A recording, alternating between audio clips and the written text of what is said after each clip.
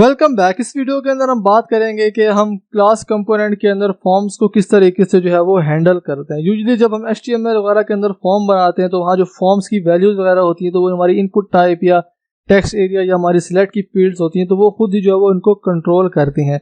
लेकिन रिएक्ट के अंदर जो है वो हम इसको यूजिंग स्टेट जो है वो कंट्रोल करते हैं। फिर अगर हमने उनको जो है वो सेंड करना है API के अंदर तो फिर हम स्टेट के अंदर जो वैल्यू सेव होती है उनको जो है वो सेंड कर देते हैं। तो हम देखते हैं कि हम क्लास कंपोनेंट के अंदर फॉर्म्स किस तरीके से जो है वो हैंडल करते हैं। तो उसके लिए मैं VS कोड में जो है वो चला जाता हूँ।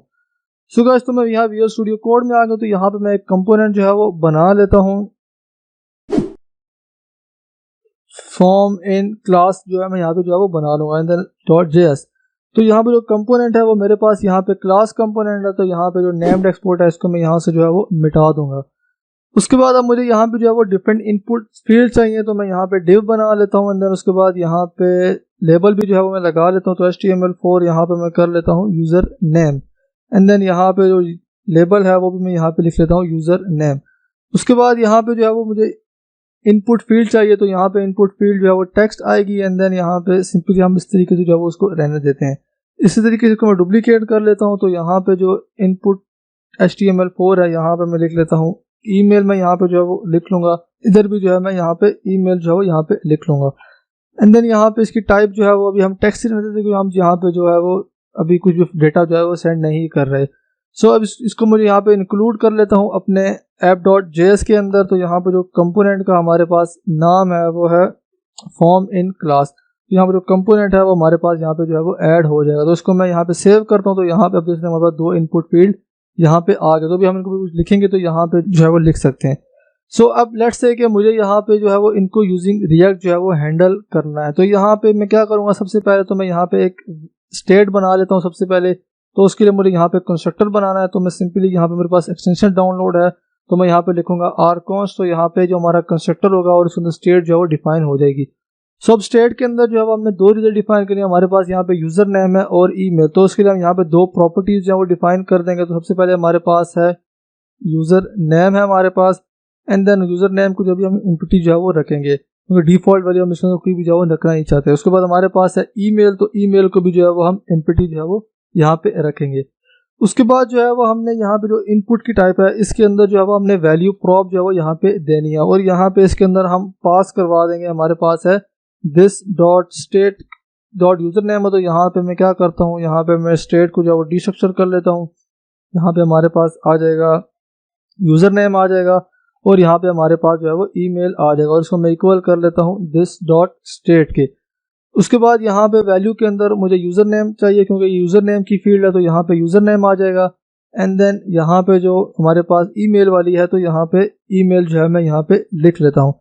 सो अभी मैं यहाँ पे जाता हूँ अपने ब्राउज़र के अंदर। तो यहाँ पे आप देखेंगे कि यहाँ पे मैं कुछ भी टाइप जो है वो नहीं कर पा रहा। अगर मैं यहाँ पे खोलता हूँ कंसोल को तो यहाँ पे जो मुझे वार्निंग देखने को जो है वो मिल रही, you provided a value prop to a form field without an on change header. तो अभी हम यहाँ पे रिएक्ट के जरिए इसको हैंडल कर रहे हैं तो हमें यहाँ पे एक ऑन चेंज भी जो है वो लगाना जो कि हमारी वैल्यूज़ को जो है वो सेट स्टेट करके फिर यहाँ पे स्टेट के अंदर जो है वो यहाँ पे सेव करेगा। तो मैं यहाँ पे बना लेता हूँ ऑन चेंज हैंडलर। तो आप यहाँ पे कोई भी जो है वो इसका नाम रख सकते, लेकिन यहाँ पे मैं इसको ऑन चेंज जो है वो रख रहा हूँ। उसके बाद यहाँ पे इसको जो मैं एरो फंक्शन बना लेता हूँ। तो हम यहाँ पे इसके अंदर जो दिस डॉट सेट स्टेट है वो हम यहाँ पे जो है वो यूज़ करेंगे। तो यहाँ पे जो है वो हमने सबसे पहले यूज़र नेम को चेंज करना है। तो मैं यहाँ पे कर लेता हूँ यूज़र नेम एंड देन यहाँ पे कॉलन लगा के क्योंकि हमारे पास जो प्रॉपर्टी है। और उसके बाद यहाँ पे हम जो हमारा ऑन चेंज है उसके अंदर जो है वो हम एक आर्ग्यूमेंट भी जो है वो पास करेंगे जो कि हमारा इवेंट होगा एंड देन जो इवेंट होगा उसके ज़रिए से हमारा जो टारगेट है हम उसकी वैल्यू यहाँ पे जो है वो ले लेंगे। तो मैं यहाँ पे कर लेता हूँ डॉट वैल्यू। सो इसको मैं सेव करता हूँ एंड देन यहाँ पे जाऊँगा तो यहाँ पे भी हम ने जो चेंज हैंडलर है वो हमने यहाँ पे लगाया नहीं है। तो अभी मुझे इसको यहाँ पे अटैच भी करना है। तो मैं यहाँ पे कर लेता हूँ ऑन चेंज का जो है वो हम इवेंट जो है वो उसके ऊपर लगाएंगे एंड देन उसके बाद यहाँ पे हमारे पास है this dot on change and then उसको मैं सेव करूँगा। तो यहाँ पे आऊँगा तो यहाँ पे आप देख सकते हैं कि यहाँ पे हम इसके ऊपर जो है वो अब वैल्यूज जो है वो लिख पा रहे हैं।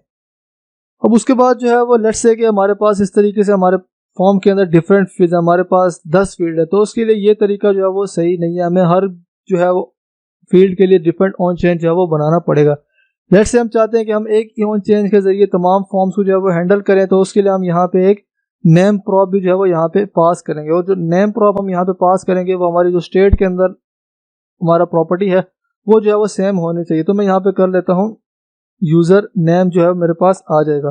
तो यहाँ पे यूज़र नेम आ गया। इसी तरह मैं यहाँ पे जो हमारा ईमेल है इसके अंदर भी मैं यहाँ पे नेम प्रॉप जो है यहाँ पे पास करवा दूंगा। तो इसके अंदर मैं यहाँ पे लिख लेता हूँ ईमेल।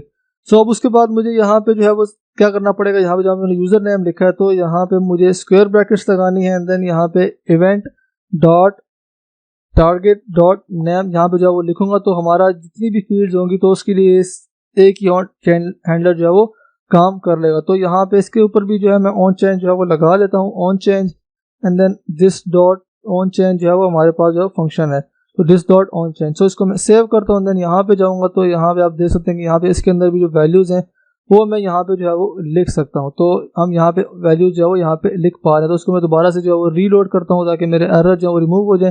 तो यहाँ पे आप देख सकते हैं यहाँ पर वार्निंग सी वो यहाँ से जो है वो रिमूव होगी, और यहाँ पे वैल्यूज़ भी जो है मैं इसके अंदर जो है वो टाइप कर पा रहा हूँ।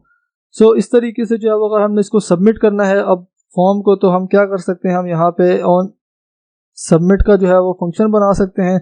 लेट्स से कि मुझे इसको जो है वो किसी फॉर्म डेटा को जो है वो सेंड करना है एपीआई को, तो मैं यहाँ पे क्या कर लेता हूँ, मैं यहाँ पे इवेंट भी जो है वो ले लेता हूँ, एंड देन इसके अंदर सबसे पहले हम क्या करेंगे, हम यहाँ पे इवेंट डॉट प्रिवेंट डिफॉल्ट करेंगे ताकि हमारा जो वैल्यूज़ हैं वो हमारी जो है सर्च बार उसके अंदर जो है वो शो ना हो। तो मैं यहाँ पे कर लेता हूँ इवेंट प्रिवेंट डिफॉल्ट।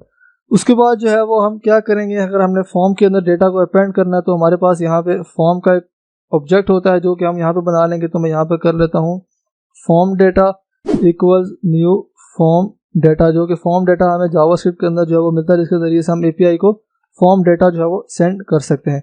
तो हम इस तरीके से जो है वो इसका ऑब्जेक्ट बना लेंगे। सो अगर आपने एपीआई को डेटा सेंड करना है तो सबसे पहले हम फॉर्म डेटा के अंदर बनाएंगे। तो यहाँ पे फॉर्म डेटा डॉट अपेंड, तो हमारे पास सबसे पहले है यूज़र नेम। तो मैं यहाँ से इसको कॉपी कर लेता हूँ यूज़र नेम को, और इसके अंदर जो भी हमने वैल्यू लिखनी है वो हमारे पास जो वैल्यू है वो है हमारे पास this dot state dot user name. तो हमारी जो यूज़र नेम के अंदर वैल्यू होगी वो इसके अंदर जो है वो आ जाएगी।